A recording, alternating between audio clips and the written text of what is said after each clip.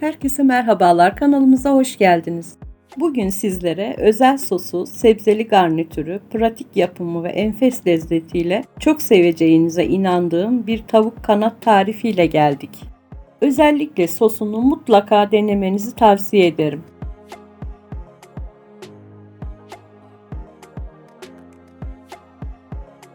Karşınızda özel sosuyla tavuk kanat.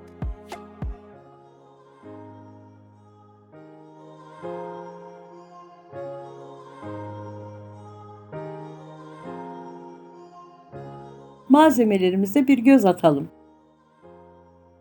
1,5 kilo tavuk kanat, 2 adet kırmızı biber, 5 adet orta boy soğan, 4 adet domates, 6 adet yeşil biber, 10 diş sarımsak, birer tatlı kaşığı kekik, tuz, köri, kırmızı toz biber ve pul biber.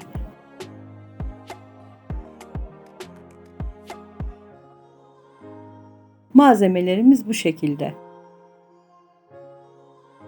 Tavuklarımızı baharatlamayla işe başlayalım. Derin bir kaba aldığımız tavuk kanatlarımızı sırasıyla baharatlarını ekleyip güzelce karıştırıyoruz.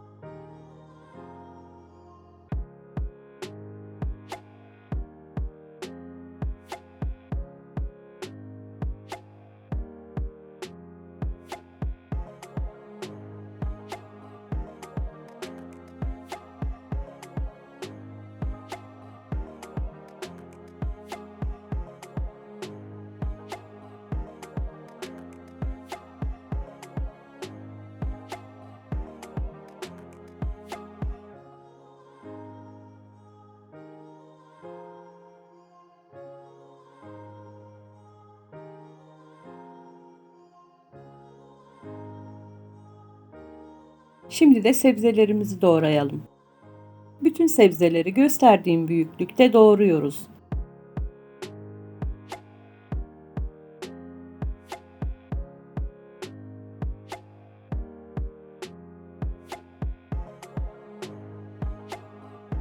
Bu arada son yüklenen videolarımızdan anında haberdar olmak için zil simgesine tıklayıp bildirimlerinizi açmayı ihmal etmeyin.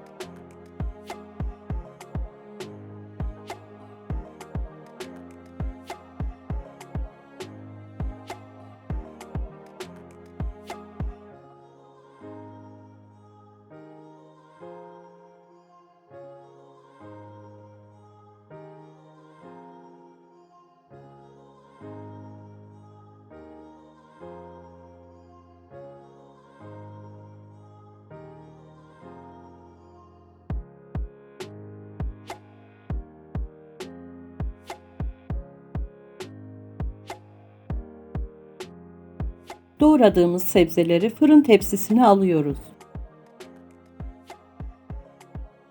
Üzerlerinden bir miktar tuz ve zeytinyağı ekleyip güzelce harmanlıyoruz.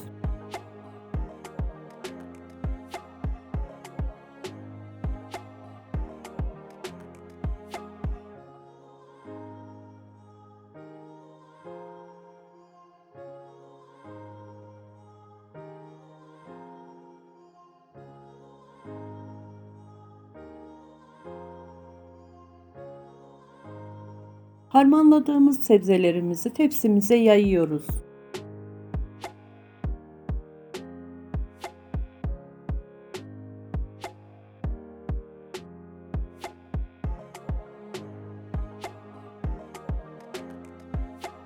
Sebzelerimizin olduğu tepsinin üzerine fırınımızın ızgara telini yerleştiriyoruz.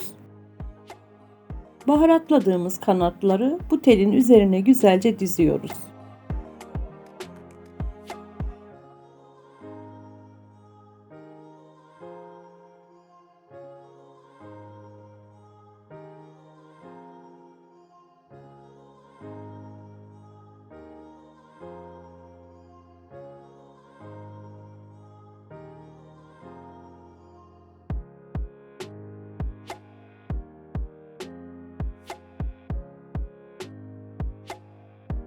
Yemeğimiz fırına girmeye hazır.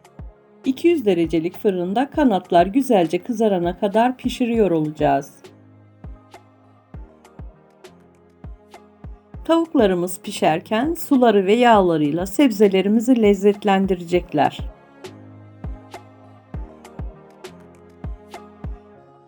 Tavuklarımız nar gibi kızardı, sebzelerimiz de güzelce pişti.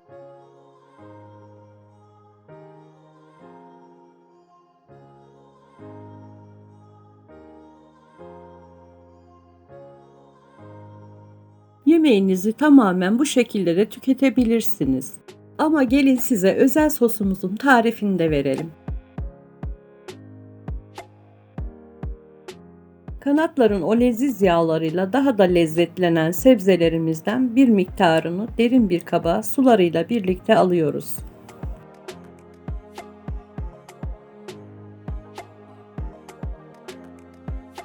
Daha sonra bir tatlı kaşığı ketçap veya dilediğiniz kadar acı sos, bir tatlı kaşığı biber salçası ve yine bir tatlı kaşığı sirkeyi ekleyip blenderdan pürüzsüz bir hal alana kadar geçiriyoruz.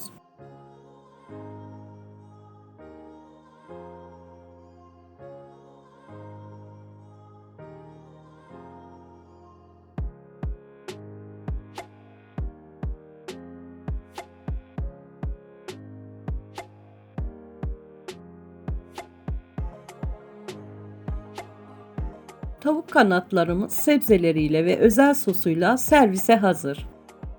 Deneyecek olanlara şimdiden afiyet olsun. Her zaman olduğu gibi yorumlarınızı aşağıya bekliyorum.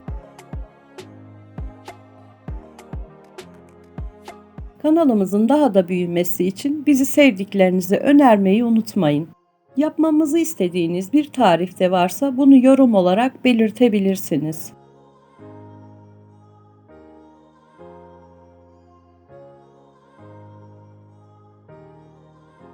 Sosumuzun kıvamı gördüğünüz şekilde.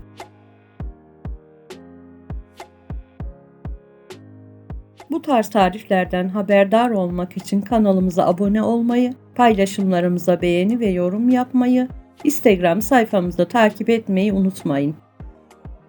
Bir sonraki videomuzda görüşmek üzere, kendinize iyi bakın, hoşça kalın.